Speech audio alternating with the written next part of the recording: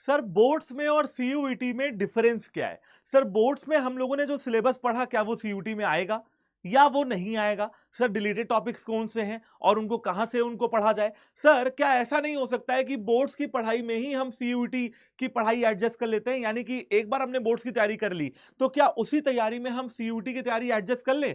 मतलब बोर्ड्स की नॉलेज से ही हम सीयूईटी का पेपर दे आए क्या? और अगर दे आएंगे तो क्या पास हो पाएंगे? तो यार इन सारी चीजों के बारे में मैं आज बात करने वाला हूं। तो हाय बच्चा party, welcome to CUET at 24/7 and welcome to this session, जहां पे हम लोग क्या करने वाले हैं, डिटेल्ड एनालिसिस करने वाले हैं कॉमर्स के बच्चों के लिए, खासकर जो बच्चे कॉमर्स डोमेन को चुन के अपना सीयूटी का पेपर देने की सोच रहे हैं उन लोगों के लिए ये सेशन बेटा बहुत ज्यादा इंपॉर्टेंट है। ठीक है, आज हम लोग कंपैरिजन करने वाले हैं क्लास 12th के कॉमर्स यानी कि बोर्ड्स के सिलेबस की और सीयूईटी 2024 में कॉमर्स का क्या सिलेबस होने वाला है। सिर्फ सिलेबस को ही नहीं, मैं और भी कुछ कॉमन टॉपिक्स को यहां पे डिस्कस करने वाला हूं। तो सारे बच्चों से सबसे पहले तो ये कहूंगा कि यार आपको वीडियो एंड तक देखनी है और सारी चीजों को एक बार अच्छी तरीके से समझ लेना है। तो चलो यार शुरू करते हैं।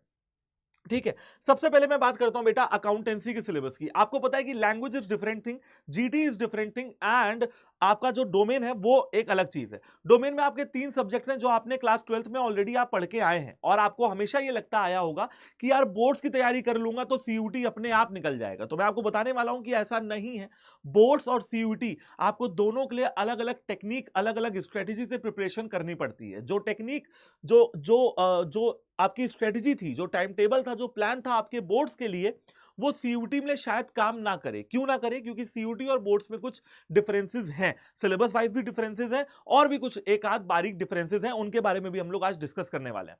सबसे पहले बात करते हैं भैया अकाउंटेंसी के सिलेबस की। तो अकाउंटेंसी के सिलेबस में आपको पार्टनरशिप फंडामेंटल्स देखने के लिए मिलता है, वैल्यूएशन ऑफ गुडविल देखने के लिए मिलता है, change in profit sharing ratio देखने के लिए मिलता है, admission, retirement, death, dissolution, share capital, issue of debentures, financial statement of a company, financial statement analysis, accounting ratio और कैश फ्लो पोजीशन। ये सारे 12 के 12 चैप्टर्स आपके बोर्ड्स में आते हैं और सीयूटी में भी आते हैं। तो बोर्ड्स और सीयूटी दोनों में आएंगे ये 12 चैप्टर्स। लेकिन कुछ ऐसे टॉपिक्स हैं, कुछ ऐसे चैप्टर्स हैं जो बोर्ड्स में आपने नहीं पढ़े होंगे लेकिन सीयूटी में आप पढ़ना पड़ेगा। यानी कि ये जो चैप्टर्स हैं ये बोर्ड्स में डिलीटेड पोर्शन थे लेकिन अब सीयूटी में आ रहे हैं। क्या है वो? सबसे पहले non for profit organisation, redemption of debentures, overview of computerised accounting system, using computerised accounting system, DBMS और इलेक्ट्रॉनिक स्प्रेडशीट। तो बच्चों ये सारे के सारे चैप्टर्स ऐसे हैं जो बोर्ड्स पे नहीं आते हैं बट सीयूटी में आएंगे। यानी कि आपको इन चैप्टर्स के ऊपर भी अलग से फोकस करना पड़ेगा, क्योंकि जब क्वेश्चन आएगा तो आप ब्लैंक तो बिल्कुल नहीं हो सकते हो, कुछ ना कुछ तो आपको एमसीक्यू टिक करके आना ही है। तो उसके लिए आपको यहां पे पढ़ाई करनी पड़ेगी अकाउंट्स की कायदे से। आगे बात करते हैं यार बिजनेस स्टडीज की। अगर मैं बिजनेस स्टडीज की बात करता हूं तो यहां पे डिलीटेड पोर्शन थोड़ा कम आपको देखने के लिए मिलता है। सबसे पहले कुछ ऐसे टॉपिक्स की बात करते हैं जो बोर्ड्स में और सीयूटी दोनों में आते हैं। Nature and significance of management chapter 1, principles of management, business environment, planning, organising, staffing, directing, controlling, financial management, financial market, marketing और कंज्यूमर प्रोटेक्शन। जहां पे ये 8 चैप्टर्स आते हैं पार्ट ए में और ये बाकी के 4 चैप्टर्स आते हैं पार्ट बी में। लेकिन हाँ, यहां पे एक चैप्टर ऐसा भी है जो आपके बोर्ड्स में तो बिल्कुल ही नहीं था लेकिन यहां पे सीयूटी पे आपको देखने के लिए मिलता है। सीयूटी में आपको पढ़ना पड़ता है एंटरप्रेन्योरशिप का एक चैप्टर।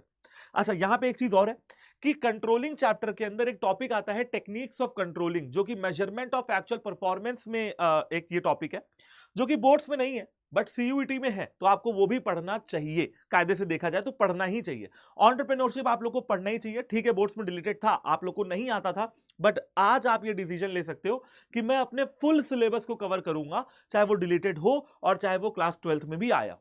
ठीक है, बात कर लेते हैं इकोनॉमिक्स की फटाफट से। तो देखो यार, इकोनॉमिक्स में introduction to micro economics, consumer behaviour and demand, national income, determination of income and employment, money banking, government budget and economy, balance of payment, human capital formation, rural development, employment, sustainable economic development और development experience and economic reform, जहां पे आपको LPG policy पढ़ाई जाती है। ये सारे again topics, ये 12 टॉपिक्स ऐसे हैं जो बोर्ड्स में भी आते थे और जो सीयूटी में भी आते हैं। लेकिन यहां पे भी कुछ टॉपिक्स ऐसे हैं जो डिलीटेड थे, बोर्ड से डिलीटेड थे परंतु सीयूईटी में आएंगे। वो टॉपिक कौन से हैं? Poverty and infrastructure. यानी कि इन 2 चैप्टर्स को भी अब आपको एडिशनली थोड़े एक्स्ट्रा एफर्ट लगा के पढ़ना पड़ेगा। टोटल में कहा जाए तो अकाउंट्स के 6 टॉपिक, बिजनेस स्टडीज के 2 टॉपिक और इकोनॉमिक्स के दो टॉपिक, यानी कि आपका जो टोटल डिलीटेड पोर्शन है तीनों डोमेन्स को मिला के वो बनता है 10 चैप्टर्स का या 10 यूनिट का। और अब देखो एक एक करके देखोगे तो 2 या 6 है, लेकिन साथ में देखोगे तो डोमेन के आपके 10 टॉपिक्स ऐसे हैं जो आपने अभी तक पढ़े ही नहीं है और उनको अब पढ़ने की जरूरत है, क्योंकि भैया सीयूटी के पेपर में तो आएंगे ही आएंगे, तो अब तो बिना पढ़े काम चल ना पाएगा। ठीक है, अब मैं कुछ ऐसे टॉपिक्स, कुछ ऐसी चीजों को यहां पे कंपैरिजन करने वाला हूं जिससे आपको और बेटर अंडरस्टैंडिंग मिलेगी कि सीयूईटी में क्यों हमें अलग से तैयारी करने की जरूरत है। सबसे पहले मैं मानता हूं कि आप लोगों ने बोर्ड्स में बहुत अच्छे तरीके से मेहनत की होगी और बहुत अच्छे नंबर भी आएंगे, लेकिन कुछ डिफरेंसेस हैं दोनों पेपर में। क्या है, सबसे पहले ये देख लेते हैं। देखो यार, सबसे पहली बात तो ये कि बोर्ड्स का जो पेपर होता है बेटा वो सब्जेक्टिव होता है, यानी कि आपको सारे आंसर्स लिख के आने होते हैं, चाहे वो इकोनॉमिक्स हो, अकाउंट्स हो, इंग्लिश हो, कुछ भी हो, चाहे वो बीएसटी भी क्यों ना हो। सीयूईटी में भाई सारे के सारे सब्जेक्ट में ऑब्जेक्टिव क्वेश्चंस आते हैं, जहां पे आपको एमसीक्यू सॉल्व करना होता है। अब आपको बड़ा इजी लगता होगा यार एबीसीडी में से चुन लेना, लेकिन ये चुनना ही सबसे मुश्किल काम है। क्यों? बोर्ड्स में अगर आप अकाउंट्स का फॉर्मेट भी बना के चले आओगे ना, कुछ भी नहीं लिखोगे, तो शायद आपको 1 नंबर मिल जाए। अगर बीएसटी में आप हेडिंग्स डाल के चले आओगे ना, तो भी आपको 2-3 नंबर मिल जाए। लेकिन बेटा यहां ऐसा नहीं है। यहां पे अगर गलत तो गलत, गलत तो गलत, यहां पे कोई स्टेप मार्किंग नहीं मिलती है क्वेश्चन सॉल्व करने पे। ठीक है ना, यहां पे गलत तो गलत, फर्स्ट पॉइंट। सेकंड पॉइंट, भैया बोर्ड्स में आपका जो पेपर आता था वो 80 नंबर का आता था, 20 नंबर आपको वाइवा प्रैक्टिकल के मिलते थे, लेकिन यहां पे ऐसा बिल्कुल भी नहीं है। यहां पे जो पेपर आएगा वो आएगा 200 नंबर का, और बोर्ड्स वाइवा भी यहां पे नहीं है। ठीक है, वाइवा प्रैक्टिकल के कोई 20 नंबर आपको यहां पे नहीं मिलने हैं। जो करना है वो उसी पेपर में ही करना है, जो आपका 1 घंटे का पेपर या 45 मिनट्स का पेपर होगा।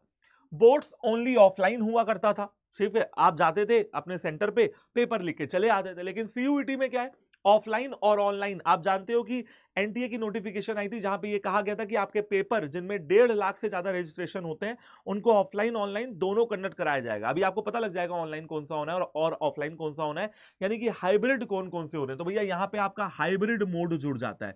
अब यहाँ पे बहुत सारे बच्चे पूछते हैं सर ऑफलाइन में क्या लिखना होगा? नहीं बेटा, ऑफलाइन भी एमसीक्यू आएगा, ऑनलाइन भी एमसीक्यू ही आएगा। बस ऑफलाइन में ओएमआर शीट में गोला करना है और ऑनलाइन में कंप्यूटर पे बैठ के आंसर देना है। ठीक, बोर्ड्स में भैया नेगेटिव मार्किंग नहीं थी। बोर्ड्स में there is no negative marking. गलत करके आते थे तो भी नंबर नहीं कटता था, लेकिन यहां पे नेगेटिव मार्किंग है। अगर एक क्वेश्चन गलत होता है तो 1 नंबर भैया एक्स्ट्रा काट लिए जाएंगे। यहां मैंने +1 लिखा है क्योंकि मैं आपको बताना चाह रहा हूं कि 1 नंबर एक्स्ट्रा कटेंगे, 5 नंबर तो जाएंगे ही जाएंगे, 1 नंबर और चला जाएगा। ठीक है, ओके। बोर्ड्स में आपको 80 नंबर का पेपर करने के लिए 3 घंटे का समय मिलता था, लेकिन सीयूटी में 200 नंबर का पेपर करने के लिए अकाउंट्स और इकोनॉमिक्स में 60 मिनट और बीएसटी में 45 मिनट मिलेंगे। अगर आप एवरेज निकाल लोगे तो अकाउंट्स और इकोनॉमिक्स का एक क्वेश्चन सॉल्व करने के लिए आपको 1.5 मिनट मिल रहा है, और बीएसटी का एक क्वेश्चन सॉल्व करने के लिए आपको 1 मिनट मिल रहा है। तो अकाउंट्स और इकोनॉमिक्स में मान लो चलो 1.5 मिनट, और बीएसटी में आपको मिल रहा है 1 मिनट से भी कम।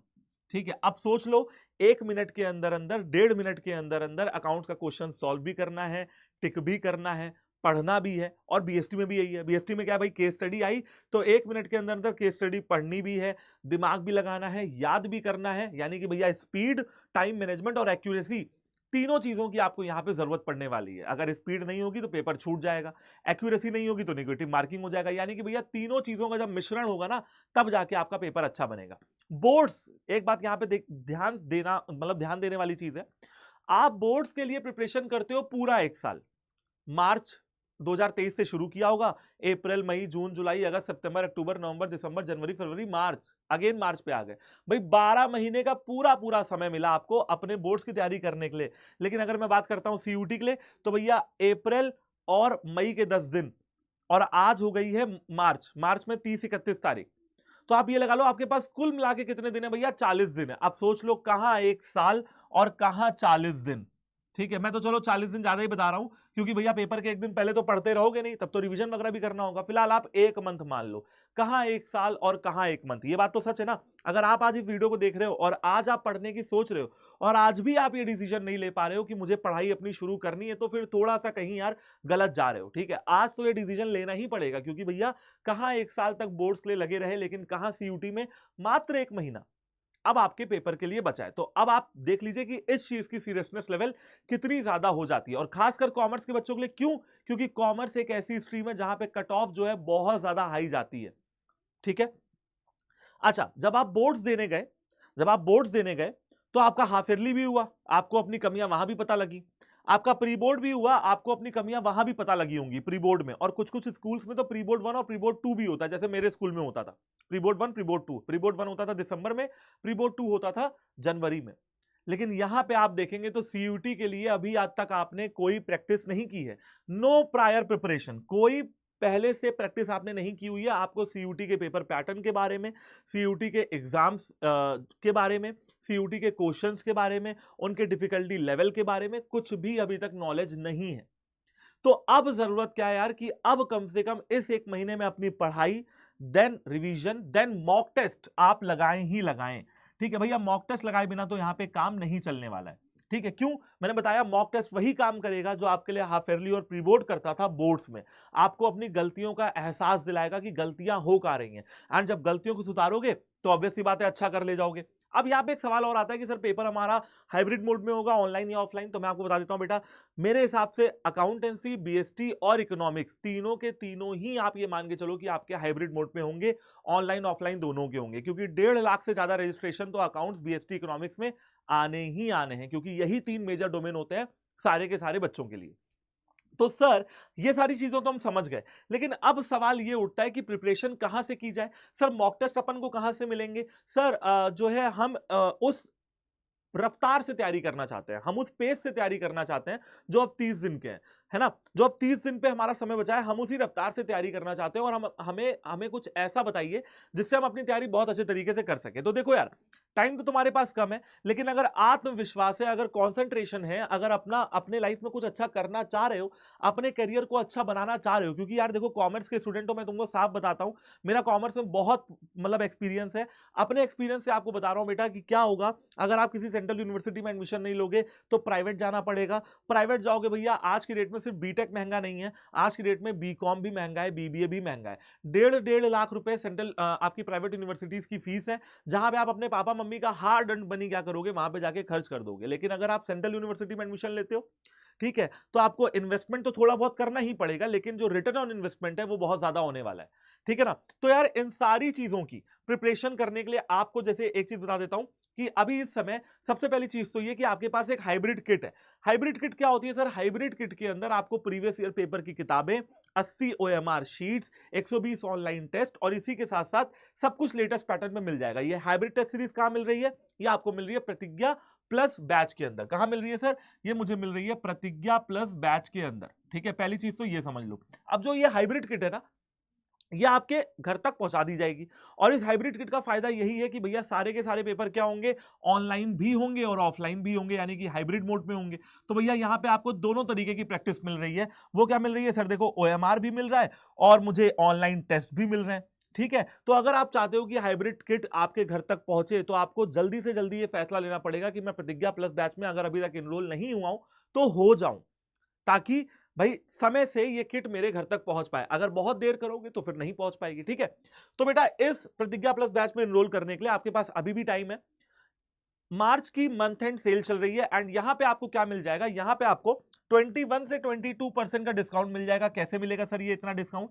देखो बेटा, आप अगर ऐप पे जाओगे तो 1 या 2% का आपको एक्स्ट्रा डिस्काउंट मिलेगा, और अगर आप ये कूपन कोड इस्तेमाल करते हो जिसका नाम क्या है? जिसका नाम है Y769, तो आपको यहां पे डिस्काउंट देखने के लिए मिल जाएगा 21 से 22% का। ठीक है, मैं यहां भी लिख देता हूं, या आप नोट कर लो। और भाई कॉमर्स के बच्चे हैं तो हमसे जुड़ना चाहेंगे ही, ऑब्वियस सी बात है। ठीक है, मैं बीएसटी पढ़ा रहा हूं, अमन सर अकाउंट्स पढ़ा रहे हैं, और आपके प्रिंस सर आपको इकोनॉमिक्स पढ़ा रहे हैं, तो सारे कॉमर्स के टीचर्स आपके लिए लगे हुए हैं दिन रात करके। तो बस आपको क्या करना है, आपको फटाफट से ये फैसला लेना है कि आपको पढ़ाई आज से शुरू कर देनी है, क्योंकि कॉमर्स और सीयूटी के सिलेबस में डिलीटेड टॉपिक्स कहीं आपके रास्ते का कांटा ना बन जाए, कहीं आपके पैर में चुभने वाला वो कांटा ना बन जाए जो निकाले ना निकले। तो आपको क्या करना है, पहले से ही तैयारी करके रखनी है, पहले से ही मतलब सारी चीजें आपनी जो है बना के रख लेनी है। और उसके लिए क्या करना पड़ेगा आपको बेटा? अड्डा 24/7 का एप्लीकेशन इंस्टॉल करना पड़ेगा if you want to enrol in Pratigya plus batch. कैसे करेंगे सर? आप नॉर्मल प्ले स्टोर पे जाइए, जाके डाउनलोड कर सकते हैं।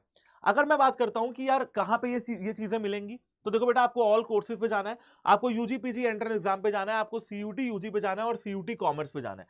जैसे ही आप सीयूटी कॉमर्स पे जाएंगे, आप पाएंगे कि यहां पे आपको प्रतिज्ञा प्लस बैच दिखता है सबसे फर्स्ट नंबर पे, और जो यहाँ पे कोड लगा हुआ है उसको हटा दीजिए।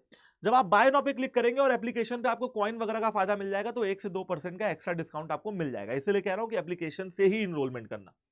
आप एंटर करो कूपन कोड Y769, आप देखोगे कि यहां पे आपको मैक्सिमम डिस्काउंट कितना मिल रहा है, 20% का मिल रहा है, मिल गया। बाकी 1-2% आपको एप्लीकेशन से मिल जाएगा, तो हो गया आपका काम।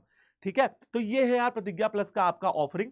ठीक है, और आई होप कि प्रतिज्ञा प्लस बैच में आप मुझे मिल रहे हो। मेरी क्लासेस अभी स्टार्ट हो चुकी है, बट अभी एक ही क्लास हुई है, आगे की क्लासेस होने वाली हैं, तो जल्द से जल्द ये फैसला लीजिए कि आप मुझसे और बाकी के सारे कॉमर्स के टीचर से मिल रहे हैं और अपने रिलेटेड टॉपिक्स को भी आप लोग कवर कर रहे हैं, है ना। तब तक के लिए फिर मिलता हूं अगली किसी वीडियो में। आप कमेंट करके बता देना कि आपको किन टॉपिक्स के ऊपर और वीडियो चाहिए, कॉमर्स के बच्चे खासकर।